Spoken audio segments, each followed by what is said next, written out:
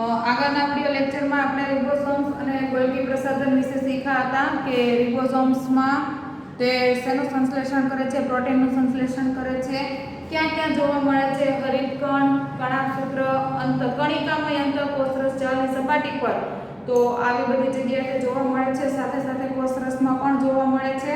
ત્યારબાદ આપણે ગોલ્ગી પ્રસાધન વિશે શીખ્યા હતા. તેમાં ગોલ્ગી પ્રસાધનના કાર્યમાં એક વાક્ય લખેલું તો યાદ કરો કે તે લાઇસોસોમના નિર્માણમાં ઉપયોગી છે. શું હતું? લાઇસોસોમના નિર્માણમાં ઉપયોગી અંગિકા કઈ છે? ગોલ્ગી પ્રસાધન. તો આજે આપણે જે અંગિકા શીખવાના છીએ તે લાઇસોસોમ છે. કઈ છે? લાઇસોસોમ.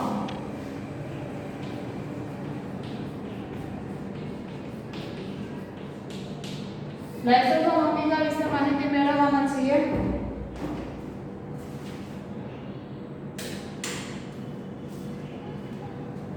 તો લાઇસોસોમની અંદર આવશે કે ગોલ્ગી પ્રસાધનમાંથી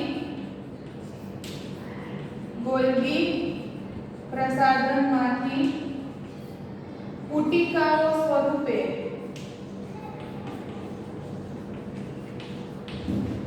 ઉત્પન્ન થાય છે. શું આવશે? કે ગોલ્ગી પ્રસાધનમાંથી તે પુટિકાઓ સ્વરૂપે ઉત્પન્ન થાય છે. આ સિવાય તે હાઇડ્રોલેઝ નામનો ઉત્સેચક ધરાવે છે. હાઇડ્રોલેઝ નામનો પાચક ઉત્સેચક ધરાવે છે. અને આ ઉત્સેચક તેને ક્યાંથી પ્રાપ્ત થાય છે? તો કે કણિકામય અંતઃકોષરસ જાળ પાસેથી. આ ઉત્સેચક કણિકામય અંતઃકોષરસ જાળ પાસેથી મેળવે છે. જો એનું બંધારણ કેવું હશે? ક્યાંથી ઉત્પન્ન થાય છે? તો ક્યાંથી ઉત્પન્ન થાય છે? ગોલ્ગી પ્રસાધનમાંથી પુટિકાઓ સ્વરૂપે ઉત્પન્ન થાય છે.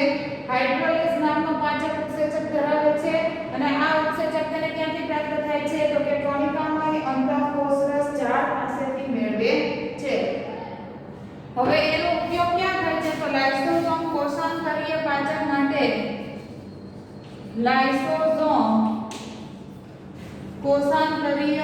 માટે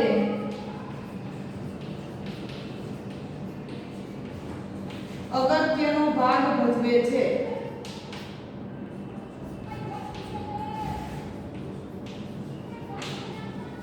એટલે કે બધા કાર્બનિક દ્રવ્યોનું શું કરી નાખે છે? વિઘટન. એટલે શું થશે? બધા કાર્બનિક દ્રવ્યોનું તે વિઘટન કરે છે. સાથે સાથે બીજું શું કરે છે? તો કે વિદેશી દ્રવ્યો એટલે કે બીજી અંગિકાના દ્રવ્યો હોય તે અથવા તો બહારથી આવેલા જે દ્રવ્યો છે તે વિદેશી દ્રવ્યોના નાશ તેમજ જે અંગિકા તૂટેલી અને નાશ થવાના આરે આવેલી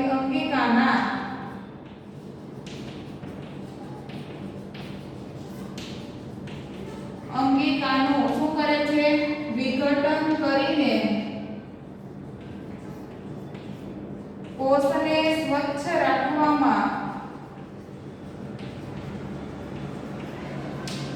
મદદરૂપ છે. શું કાર્ય કરે છે? તો કે જે વિદેશી દ્રવ્યો બહારથી આવેલા દ્રવ્યો છે તેનો નાશ કરે છે. સાથે સાથે શું કરે છે? જે અંગિકા તૂટેલી છે અથવા તો નાશ થવાના આરે આવેલી અંગિકાઓ છે એનો શું કરે છે? તો કે વિઘટન કરે છે, નાશ કરે છે અને શું કરે છે? કોષને સ્વચ્છ રાખવામાં મદદરૂપ થાય છે.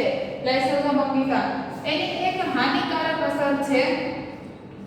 હાનિકારક અસર શું છે? હાનિકારક અસર તો આ બીજી અંગિકાનો નાશ કરે ને, પણ જો એનામાં જ કંઈક ખામી આવી ગઈ હોય ને, એની અંગિકામાં કંઈક કોષોમાં કંઈક ખામી આવી હોય તો એની જાતે જ તૂટી જાય અને એની પાસે આવેલા હાઇડ્રોલેઝ નામના ઉત્સેચક દ્વારા એનું જ વિઘટન કરી નાખે.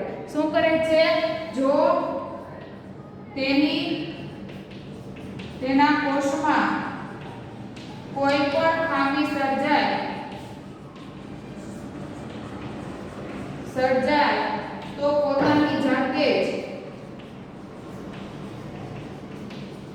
તૂટી જાય છે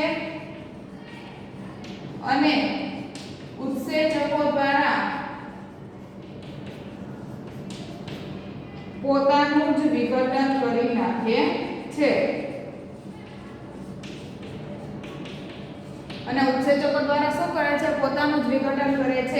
માટે જ લાઇસોઝોમને આત્મઘાતી કોથળી એટલે કે જાતે જેને આત્મહત્યા કરે છે એટલે આત્મઘાતી કોથળી તરીકે ઓળખાય છે. તો આ લાઇસોઝોમ વિશે માહિતી છે. નિર્માણ ક્યાંથી થાય છે કે ગોલ્ગી પ્રસાધનમાંથી. આપણે ગોલ્ગી પ્રસાધનનું એક કાર્ય જોયું હતું કે લાઇસોઝોમના નિર્માણમાં ઉપયોગી છે એટલે કે ગોલ્ગી પ્રસાધનમાંથી પુટિકાઓ એટલે કે કોથળી સ્વરૂપે ઉત્પન્ન થાય છે. હાઇડ્રોલેઝ નામનો પાચક ઉત્સેચક ધરાવે છે અને આ ઉત્સેચક તેને ક્યાંથી પ્રાપ્ત થાય છે તો કે કણિકામય અંતઃકોષરસ ઝાડ પાસેથી પ્રાપ્ત થાય છે. લાઇસોઝોમ કોષાંતરીય પાચન માટે પણ અગત્યનો ભાગ ભજવે છે એટલે કે કાર્બનિક દ્રવ્યોનું વિઘટન અહીંયા ટૂંકમાં લખી આપું છું. કાર્બનિક દ્રવ્યોના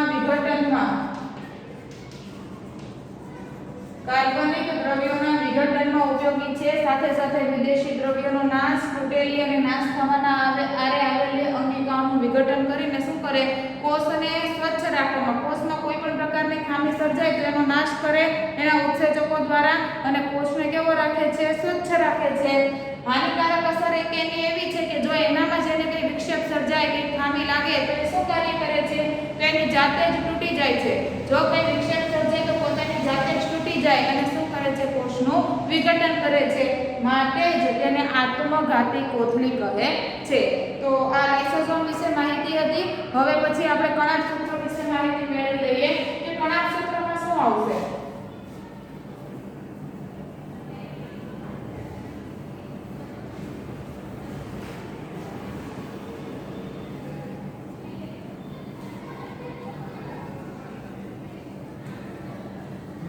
ઓકે ચાલો કણાભસૂત્ર. એક તો આપણને કણાભસૂત્ર એવું શેમાં શીખ્યા છે રિબોઝોમ્સમાં. રિબોઝોમ્સની અંદર એવું શીખ્યા છે કે રિબોઝોમ્સનું સ્થાન કણાભસૂત્ર, હરિતકણ કોષરસ અને કણિકામય અંતઃકોષરસ ઝાડની સપાટી પર આવેલા છે. તો આની અંદર કણાભસૂત્ર છે એટલે એવું તો ખ્યાલ આવી ગયો કે એની પાસે શું છે રિબોઝોમ્સ છે. કણાભસૂત્ર પાસે શું છે રિબોઝોમ્સ આવેલા છે. તો કણાભસૂત્ર વિશે માહિતી આપણે સૌપ્રથમ મેળવીએ તો કણાભસૂત્ર કેટલા આવરણ ધરાવે છે તો કે 2. કણાભસૂત્ર 2 આવરણ ધરાવે છે.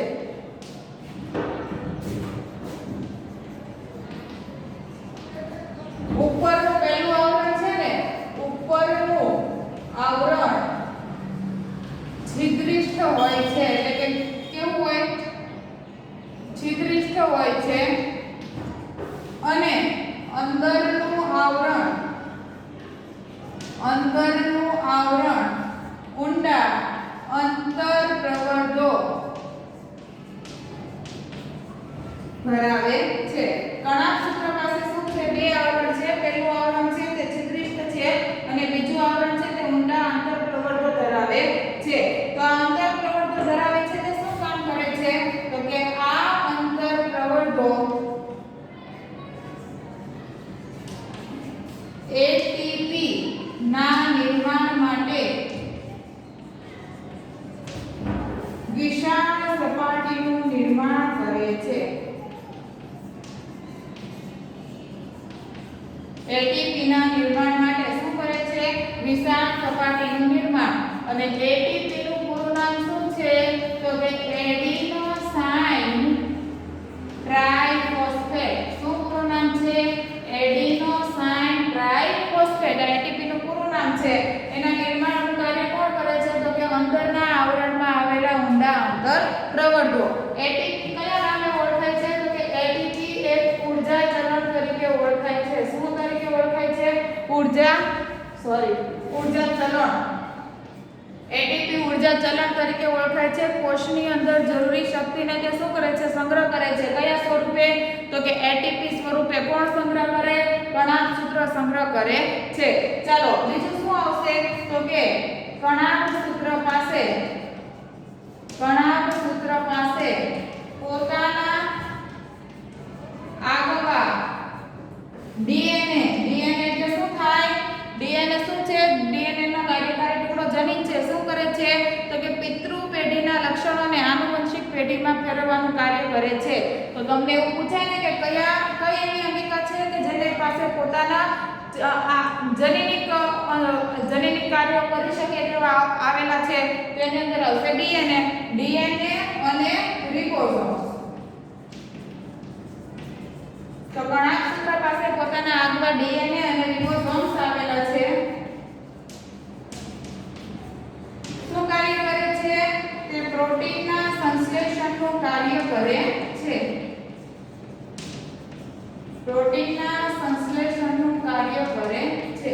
તો આ કણાભસૂત્ર વિશે માહિતી છે. કણાભસૂત્રમાં શું આવેલું છે? તો કે બે આવરણ, પહેલું આવરણ છિદ્રિષ્ઠ હોય, બીજું આવરણ ઊંડા અંતઃપ્રવર્તો ધરાવે અને આ અંતઃપ્રવર્તો કોના નિર્માણ માટે જરૂરી છે? તો કે એટીપી ના નિર્માણ માટે.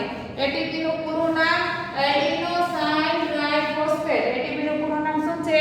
Adenosine triphosphate. એટીપી ઊર્જા ચલણ તરીકે ઓળખાય છે. કણાભસૂત્ર પાસે પોતાના આગવા ડીએનએ અને રિબોસોમ્સ આવેલા છે, જે શું કરે છે? તો કે પ્રોટીનના સંશ્લેષણનું કાર્ય કરે છે. તો આ લેક્ચરમાં આપણે લાઇસોસોમ અને કણાભસૂત્ર આ બંને વિશે માહિતી મેળવી. આગળના વિડિયો લેક્ચરમાં આપણે બીજા હરિતકણ અને રસધાની આ બંને વિશે માહિતી મેળવવાના છીએ. તમને આશા રાખું છું ખબર પડી હશે. Thank you.